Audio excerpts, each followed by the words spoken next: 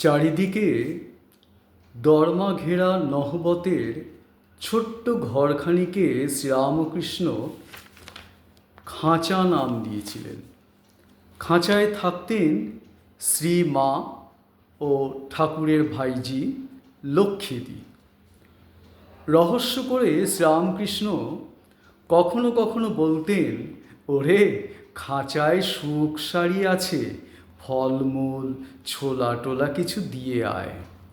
শ্রীরামকৃষ্ণের এই কথা শুনে অপরিচিত লোক, এমনকি মাস্টারমশাই মহেন্দ্রনাথ গুপ্ত ভেবেছিলেন সত্যি বোধহয় খাঁচায় পোষা পাখি রয়েছে।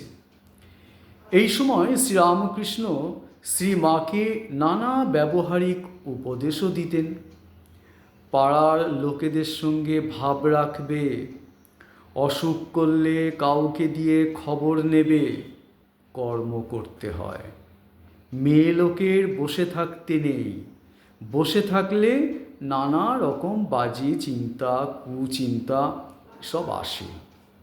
একদিন শ্রীমাকে কতগুলি পাট এনে বলেছিলেন, এইগুলি দিয়ে আমায় শিকে পাকিয়ে দাও, আমি সন্দেশ রাখবো, লুচি রাখবো ছেলেদের জন্য।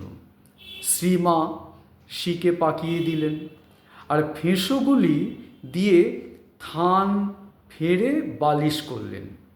পরবর্তীকালে শ্রীমা বলেছেন, চটের উপর পটপটে মাদুর পাততুম আর সেই ফেঁসোর বালিশ মাথায় দিতুম।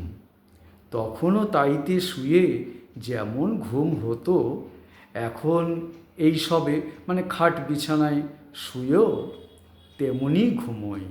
কোনো তফাৎ বোধ হয় না মা। নমস্কার।